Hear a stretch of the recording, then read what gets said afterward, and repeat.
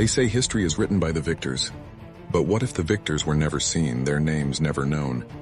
What if the wars, the financial crises, the rise and fall of nations were all just moves in a game played by ghosts?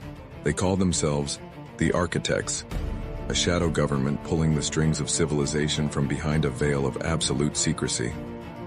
For centuries, they have shaped our world, their influence a poison flowing through the veins of media, finance, and politics, with humanity unaware of its puppeteers. Investigative journalist Alex Thorne had always chased the stories that lived in the dark corners of the world. But this was different. A single encrypted message led him to the echoing silence of a derelict train station, a place forgotten by time. There, shrouded in the dim light, he met a man named Silas, his face a roadmap of regret. Silas, a former architect himself, spoke of a silent coup d'etat that had taken place not with armies, but with algorithms and whispered promises. He revealed how the architects orchestrated global events with chilling precision. Before disappearing back into the shadows, he pressed a cold metallic data drive into Alex's hand, a device containing irrefutable proof, the key to unraveling a lie centuries in the making. The moment the drive was in his possession, the world shifted. The feeling of being watched became a terrifying reality, as menacing figures in dark suits materialized from the urban gloom. A heart-pounding chase erupted through the rain-slicked city streets. Headlights blurred, sirens wailed in the distance, and every narrow alleyway was a potential trap. The agents were relentless, phantoms of the organization he now sought to expose. With lungs burning and adrenaline screaming through his veins, Alex managed to slip through their grasp, clutching the data drive like a holy relic. It was more than just data. It was the world's one chance at the truth. Back in the fortress of his dimly lit apartment, the city's chaotic symphony a distant hum, Alex inserted the drive into his laptop. The files loaded, a cascade of encrypted documents, clandestine videos, and damning evidence flooding his screen. He knew what came next. Releasing this information would dismantle the world as he knew it, and paint a permanent target on his back. He would be hunted for the rest of his life. But the choice was never his to make. The world deserved to know. His hand trembled slightly as he moved the cursor, hovering it over the upload button, a single click away from setting the world free, or setting it on fire. The first thing he saw was the number. A close-up on the fitness tracker strapped to his wrist, its digital face glowing with an impossible figure, 26.2 miles. Mark was still in bed, the morning light just beginning to filter through his blinds. He'd gone to sleep peacefully, just like any other night. The day before had been utterly mundane, a blur of spreadsheets at his desk, a quiet dinner alone, and a couple of hours zoning out in front of the TV. There was no marathon, no training, not even a casual jog. He sat up, a wave of confusion washing over him. He checked the tracker again, his eyes wide with disbelief. It had to be a glitch. He swung his legs out of bed and looked at his running shoes, sitting pristine and untouched by the door. His workout clothes were folded neatly in a drawer, completely dry. Nothing was out of place, yet the number on his wrist screamed otherwise. With a trembling hand, Mark opened the fitness app on his phone. A map loaded, displaying a winding red line that snaked through the entire city, a perfect marathon route starting and ending right at his front door. The timestamp confirmed his deepest fear. It had all happened while he was asleep. Just as he was about to dismiss it as a bizarre tech error, a news alert popped up on his screen. It was a report on a massive, citywide manhunt for a dangerous fugitive. He stared, his blood running cold. The fugitive's path on the news map was an exact mirror of the route on his fitness app. In the dark, blank screen of his phone, Mark saw only his own reflection, his face a mask of dawning horror. The question echoed in the silent room, a chilling, unanswerable whisper. Was he the one chasing the fugitive, or was he the one running? In the cold of December 1872, a vessel was found adrift in the Atlantic Ocean.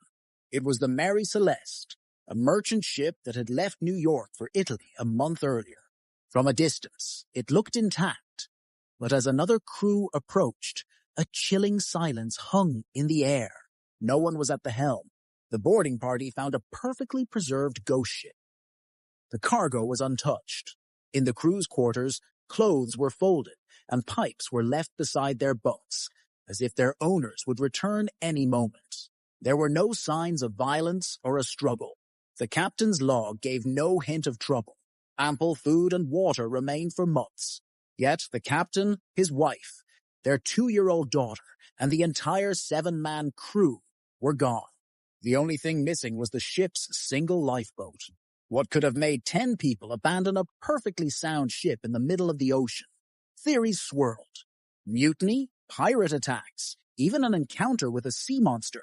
Others suggested a freak natural event, like a seaquake, caused them to panic and flee in the lifeboat. But none of these theories fully explain the evidence left behind. The Mary Celeste was eventually sailed to shore, but its 10 souls were never seen or heard from again. Their fate remains one of the greatest unsolved mysteries of the sea. A true story of a ship that came back, but whose crew vanished into thin air. Do you ever remember something that never happened? It's a strange, unsettling feeling, isn't it? This bizarre phenomenon has a name, the Mandela effect. Imagine this, you're asked to picture the classic Monopoly man. You see him, right? Top hat, dapper suit, a bushy white mustache, and a monocle. You can picture the glint of the glass over his eye, the thin chained, it feels absolutely correct. But if you were to look at the actual mascot, Mr. Monopoly, you'd find something missing. There's no monocle, there never was. Your competent memory is a fabrication, a phantom detail etched into your mind. This isn't just a simple case of forgetfulness. The Mandela effect is defined by this exact situation happening to a large, unconnected group of people. They all share the same false memory, a collective misremembering of a common detail. Think back to your childhood library, to the rows of picture books. Do you remember a beloved series about a family of bears? Most people will confidently tell you they read the Berenstain Bears. They can almost feel the shape of the letters on the cover. The world flickers, just for a second, as your brain tries to reconcile the two realities. The memory of Stein clashes with the hard evidence of Stain, creating a glitch in your perception of the past. Is it merely a simple trick of the mind? Psychologists might suggest it's a form of confabulation, where our brains fill in gaps in our memory with plausible but incorrect information. Perhaps Berenstain is just a more common spelling, so our minds default to it. Perhaps the idea of a wealthy tycoon like the Monopoly man wearing a monocle is such a strong cultural trope that we've mentally placed one on him. The woman who was so sure about the monocle now holds a Berenstain Bears book. Her expression, once so certain, melts into a landscape of doubt and confusion. The solid ground of her own memory has turned to sand. Or could it be something more? Are these misremembered details not mistakes, but echoes? Are we, for a fleeting moment, catching a glimpse into a parallel universe, a slightly different timeline where the bears were indeed named Berenstain and Mr. Monopoly was a bit more accessorized? As the woman looks up from the book, her gaze meets yours, her face a perfect mirror of your own dawning bewilderment.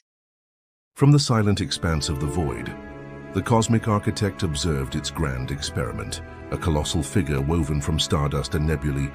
It watched with eyes like distant burning stars as a blue marble bloomed with life, time compressed under its gaze.